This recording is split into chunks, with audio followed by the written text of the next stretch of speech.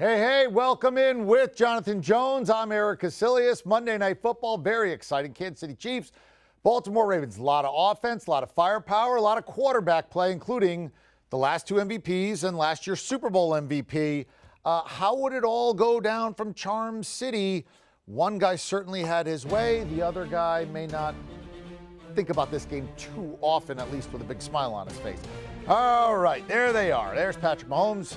And you saw Lamar Jackson previously, and early on, Patrick Mahomes got it going. Yeah! Shovel pass. Fullback Anthony Sherman runs it in for the touchdown. Chiefs up 13-3. Patrick Mahomes had the first touchdown on a rush. Extra point was missed. Anyway, 2 minutes left, second quarter. Chiefs up 10. How about a deep ball? Nicole Hardman. That is a blown coverage. 49-yard touchdown. Chiefs up 27-10. First half for Mahomes, 274 total yards, 4 touchdowns, no picks. Now, it's 27-10. You think it's kind of over, but then it started to get a little interesting here. Aaron Thompson, the fumble. Baltimore recovers. That leads to a field goal. Now it's 27-13. Then 4th and 1. They go for it. Sherman stuffed. Ravens stiffen. Turn it over on downs. So now Eric Bieniemy is like, well, okay, I'm not happy about this. Come on, let's get going. Well, he's definitely not going to like this. First play of the fourth quarter, Lamar Jackson, Nick Boyle, nice grab, 5-yard touchdown. Ravens cut it to a 1-score game. It feels like they're getting routed and it's a 1-score game. But the Chiefs steadied. And they did it with a little trickery. Eric Fisher, big old 72, hot potato. He was the number 1 overall pick. He can catch, he can block, he can score touchdowns. Mahomes, absolutely crazy good. Fastest player in NFL history to surpass 10,000 career passing yards. They win 34-20. You look at the numbers there. 385 passing yards, 4 touchdowns, ran for 26 more, gave you the rushing touchdown, which was their first one. As for Lamar Jackson, how about 28 passing attempts and not even 100 passing yards? Ugh. He obviously helped you with his legs. He's still a great player, but it was not his best or certainly will not be his favorite night.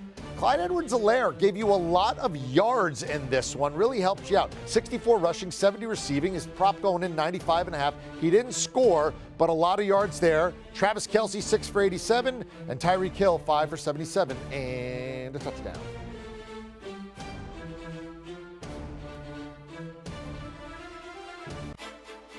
All right, going beyond the box. Kansas City just loves September. 3-0, 4th straight year. They won 13 straight games in the month. I mean, Patrick Mahomes just goes crazy. He's now 10-0. He's never thrown an interception in September.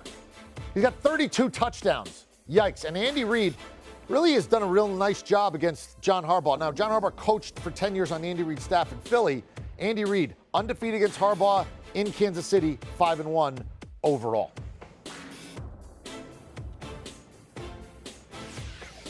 All right, everybody in the pool with JJ. I'm Eric Casillas. Brian McFadden, our 2-time Super Bowl champion, and our 5-time NFL Executive of the Year, 3-time Super Bowl champion, Scott Pioli. Scott, why was Kansas City so able to have their way in this one, really on both sides of the football?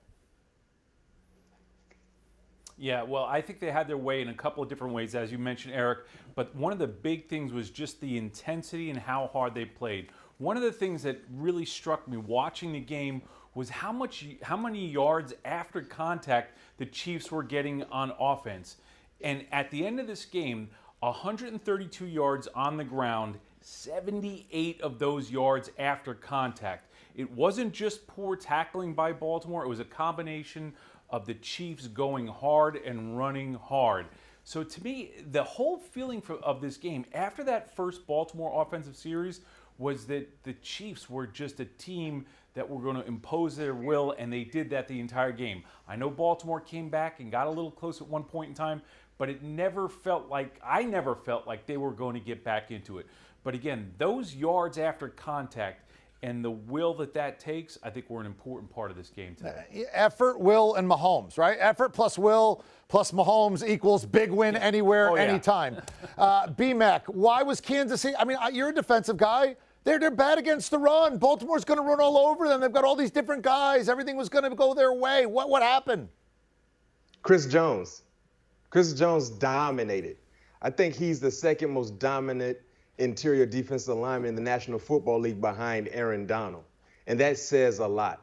He's healthy, and he's been so disruptive so far this season. And he basically controlled the line of scrimmage for Kansas City Chiefs defense. And then you add in other guys like Frank Clark and Tyrann Mathieu. I mean, those guys swarm around the football like some ants on some street crumbs. I mean, it felt like they were playing with 15, 18 guys, not 11, when you look at the film and looking at how they were swarming to the ball. So their defense they've gotten better week in and week out. And this was the best, stiffest, toughest test tonight in Lamar Jackson and the Baltimore Ravens. But what they did was they suffocated them from start to finish, and Lamar Jackson never was able to get into a rhythm. They never were able to run the football effectively outside of Lamar Jackson improvising, making plays with his legs. So the defense for Kansas City, what they did in the trenches was so not necessarily surprising, but it was so impactful because we know they have the stars to be able to do so. Like I said, Chris Jones, he's an outstanding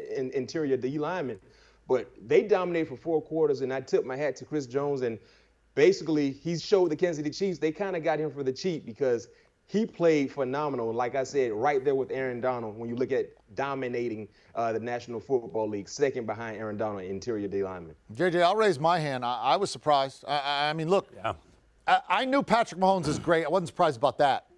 But I was surprised that the Baltimore run attack and that run game sort of got their fannies whooped for 4 quarters. And I think Scott Pioli said it perfectly. It wasn't about, this was about will and effort, and Kansas City just, put on the helmet and shoulder pads and said, let's get it on. Were you surprised at what you saw? I was absolutely surprised by what I saw. I thought that we were going to see a closer game. I thought that we were going to see a Baltimore win. So there's no doubt that I was surprised at what I saw. Steve Spagnuolo, the defensive coordinator of the Kansas City Chiefs, put together just a fantastic game plan, one that a lot of teams would like to replicate. I don't know if they're going to be able to out there but because of the horses that he has. And so we heard B-Mac talking about, of course, Chris Jones up there being so disruptive up front. But this was such a fantastic game by Patrick Mahomes. And when you look at what he had done through the first 2 games of the season, he took what the defense gave him. That a lot of teams had decided, listen, we're not going to blitz Patrick Mahomes. That's a bad idea. So teams had only blitzed Patrick Mahomes on 23% of his dropbacks. Tonight, 46% of his dropbacks, double. The Ravens decided to blitz. We see it right there. What's he going to do? He's just going to throw to his guys who are open because his guys get open all of the time. And he is such a smart football player. And Andy Reid and Eric Bieniemy scheme so many guys open that, all right, you want to send the house? He is going to buy enough time. He's going to drop back 12, 15 yards, and it doesn't matter. He doesn't have to set and load up because he has one of the best arms, if not the best arm in the NFL, with all respect to Josh Allen. And so that's what we saw tonight. We saw Patrick Mahomes, a vintage Patrick Mahomes, not the guy who, all right, I'm just going to dump it off because you guys are sitting back. The defense is going to sit back. I'm not just going to dump it off to my Tyreek Hills or to my Clyde Edwards-Helaire out there. No. What I'm going to do is take advantage of whatever you give me. And so I was very impressed by him. He went 7 of 11, more than 180 yards in the air of throws of 10-plus yards down the field, 2 touchdowns. And then for Lamar Jackson, toughest game I've seen him play ever since his first playoff game where he looked lost out there. I'm very disappointed in what I saw from Lamar Jackson. Obviously, the entire Baltimore Ravens offense, who after that first series couldn't get anything going, 5 of their 9 possessions with just 4 plays or fewer tonight. There's no way that you're going to win games in the NFL, certainly not against the reigning Super Bowl champions, but really against anyone if that's what you're going to do on offense, not have consistent drives and rely on special teams touchdowns. Scott, let's pick up on what JJ said about Lamar Jackson. 28 passing attempts and less than 100 yards passing. What should I make of that and of his performance tonight? Well, I think, Eric, the thing that you make about it was he just never looked comfortable. And we understand that Lamar Jackson is a player that can play on the move and make throws on the move and make things happen and broken plays, and throwing off of the broken plays. But he never looked comfortable. And it goes back to, Eric, is they looked like they were bullied the entire night on both sides of the line of scrimmage. And it's usually the opposite, right? The Baltimore Ravens have consistently been a bully football team that impose their will on opponents, and they win in the trenches. But even some of what you saw after plays, the Kansas City Chiefs offensive and defensive line were shoving the Ravens linemen on both sides of the ball. And to me, that really looked like it affected Lamar Jackson and his confidence and his approach to the game. He kept trying to make things happen and get the team inspired. He was inspired early, but then again, I think he was sacked 4 times. He was hit multiple more times. After that, he just never looked like he could ever feel safe and or comfortable tonight. Yeah, I mean, look, I think that's right. I mean, we're not throwing the baby out with the bathwater. Absolutely or however you not. want to say. I mean, Lamar Jackson is the reigning NFL MVP, won it unanimously. You don't want a church raffle to get that thing. You got to earn that. But still, it was not a great performance tonight, B-Mac. As a defensive player, when you're trying to figure out this offense and that player, what can defensive players around the league take from what they saw tonight, if anything? Well, you got to play with effort. You got to play with energy. And you got to swarm the football. But you also have to have Pat Mahomes on the opposite side of the field for you defensively. That's the luxury the Kansas City Chiefs defense have. Granted, tonight they played probably some of their best football, even going back to their playoff run last year, in the latter part of last year. I think this game right now, based on what we saw and who they played against, was probably some of the best defensive football I've seen from the Chiefs in quite some time. But there's not a lot of pressure on the Chiefs, because when you have the Golden State Warriors as your offense, when the Warriors were healthy with KD, Curry, Klay Thompson, you know they're going to put up points. And that was the difference that I saw, guys, when I watched this ball game, because 2 elite-like quarterbacks were facing off against each other. But one elite quarterback had so many nice exotic cars, fast cars to play with, to drive through the neighborhood at any given time, to jump on the interstate at any given time. And he knew anytime he jumped into that whip, he had the flashiest car around. The other quarterback does not have the same luxury, like Pat Mahomes. Brett Veach's done a phenomenal job putting outstanding players to surround his elite quarterback. Mecole Hardman, Clyde Edwards-Helaire. I mean, looking at the roster on the offensive side, and then you got Tyreek Hill and Travis Kelce. I mean, it's only a matter of time. It's not about when they will score. It's about how much they will score. And they played against a tough defense. We've seen Baltimore Ravens defensively bring the fight to every team they faced over the first few weeks of the season. They just couldn't do it because they didn't have the speed to keep up with these wide receivers and these skill players. So for me, there's not a lot that other defenses can take away from Kansas City based on their performance, EK, because they don't have Tyreek Hill on the offensive side. They don't have Pat Mahomes, Travis Kelce. Oh, I forgot about a former top 10 selection in Sammy Watkins. Then you got another guy who's running 4.31 in Mecole Hardman. You got Robinson. You got so many fast cars. You don't have that luxury, so it's not a lot you can take outside of the effort, the energy, and just playing hard-nosed football. Just when all the defensive guys around the league were starting to get excited, there you go, telling them you better have 9 guys on offense who could be like Pat Mahomes if you want to do this. We have our great team, Scott Pioli, B-Mac. Excellent work. Thank you guys so much for everything there. That was a really nice breakdown of what just happened in Baltimore. You want more B-Mac? You got more B-Mac with Patrick Peterson. All things covered. That's right. That is unfettered. They can go wherever they want. You download, you subscribe, you enjoy. All right, notable Week 4 NFL games. Here you go.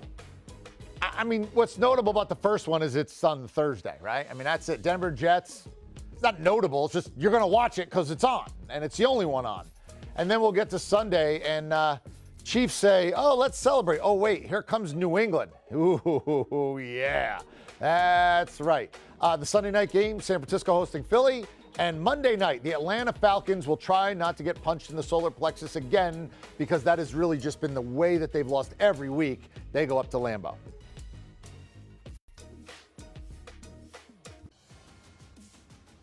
Yeah, fantasy. This is about Patrick Mahomes. 385, 5 touchdowns, no interceptions. You see that number 47? This is why I tell you, and I argue with all the fantasy experts, if you're in a 6-point touchdown league, Patrick Mahomes is the first pick in the draft. Nobody else is getting these kind of totals. You have an average quarterback, I start 20 points a week ahead of you. You can't make it up. You see that? Most guys aren't doing that. You better have Josh Allen, Russell Wilson, or Mahomes, or you're not going to finish first in the regular season. Tyreek Hill, 5 for 77 and a touchdown. Travis Kelce, 6 for 87, helping you out there as well. Lamar Jackson, boy, it wasn't a great night, but he still had 83 rushing yards and gave you a touchdown. At least that salvages it a little for you there. Mark Andrews did not have a great night. You saw they tried to get to him, 8 targets, had a couple of drops in there or balls that at least he could have had. Otherwise, that might have been a different night for him.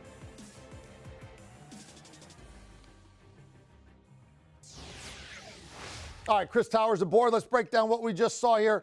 What do I do with that Baltimore backfield? All right, I mean, let's start Baltimore first. You're going to play Lamar Jackson. That's fine. You're going to play Mark Andrews. It wasn't his night. That's fine. But what do I do with the receiving core and the running backs? We were hoping Marquise Brown was going to take this big step forward and, really be a number one wide receiver for the Baltimore Ravens. And it just really hasn't happened. That's been probably the most disappointing thing about the Ravens this season. He had that big first game, 101 yards, but since then he has 55 yards on 12 targets over the last 2 games. He's had exactly 6 targets in each of the 3 games, which is fine. You play that out, that's 96 targets, if my math is correct, and it may not be, but I think it is. And that's fine. He's a big play guy. He can score a couple of touchdowns, and, he'll have the opportunity on any given week to get to 90, 100, 110 yards on those 4 receptions. The problem is when you're talking about starting someone every week, I don't think Marquise Brown is someone I feel comfortable starting every week. And frankly, outside of Jackson and Andrews, I'm not sure there's anyone on this offense who I feel super comfortable starting. That's not to say this offense won't be very good moving forward. It's just there's not a lot of clarity on what those running back roles are going to be. Mark Ingram's still the lead guy, but Gus Edwards, he's going to get his 5 to 10 carries every week. J.K. Dobbins actually running the most routes of this group, so he's going to be the passing downs guy. We saw him actually lead the team in receiving tonight, which wasn't great for them. But, this is a situation where it's a true 3-headed backfield, and as good as this backfield is and as many points as they're going to score, it's going to make it hard to trust anyone as better than an RB3, which is how I view Mark Ingram. Did we learn anything from Kansas City, right? I mean, Patrick Mahomes you play, Travis Kelce you play, Tyreek Hill you play, Clyde Edwards-Helaire, apparently it's Helaire we're going with now, you play. Yeah. Anybody else? I mean, everything else, you're like, okay, I hope if it's Mecole Hardman, and he got you one tonight, but you're not going to play him week in, week out. Did you learn anything about Kansas City tonight? Eric Fisher, really good for your offensive line premium leagues. Yeah. No, kind of frustrating on a night that Patrick Mahomes throws for, 385 yards and 4 touchdowns. 2 of those touchdowns go, one to a fullback, one to an offensive lineman. But, I mean, the thing with Mecole Hardman, I think he is the most interesting player on this offense right now because he is the one guy who doesn't really have that set role. He's been the number 4 wide receiver really this season, playing behind Hill, playing behind Sammy Watkins, even playing behind DeMarcus Robinson. And even in a game like tonight where he was one of 5 players with 6 targets, nobody had more than 8, he still didn't play a full complement of snaps. We're waiting for the official data to come out, but in the first half, it was only 35% of the snaps, and that was when he had that big touchdown. So, you look at Mecole Hardman, and he is the one guy. I added him in one 14-team league. I think if he's out there, you should probably take a look and see, because he can be, a mini Tyreek Hill, really 85% as good as Tyreek Hill. That's the kind of talent he is. He just needs the opportunities. What's nice about it, though, is there's no doubting that he has the ability to be a fantasy contributor at a high level. So it's mostly just about him either getting an opportunity if Tyreek Hill gets hurt or Sammy Watkins gets hurt, the latter obviously something that happens pretty regularly, or just taking over for DeMarcus Robinson as the number 3 guy. And if he's someone who's getting 5 to 7 targets every week, Mecole Hardman has, significant upside every week to the point where if you have to rely on him as a flex, you at least know there's a high ceiling there. By the way, my math, again, like yours, I do quickly in my head, but I believe that despite the fact we talked a lot about Russell Wilson and Josh Allen, Patrick Mahomes is on pace for 53 total touchdowns this year. Yikes. This could get really, really ugly if you have to play against Mahomes every week. Chris Towers, thank you very much. Appreciate the time. Thank you. All right, you want more fantasy? We got more fantasy. It's our whole gang, our gaggle of fantasy football experts. Fantasy Football Today in 5. Part of our great family of podcasts. You download, you subscribe, you enjoy.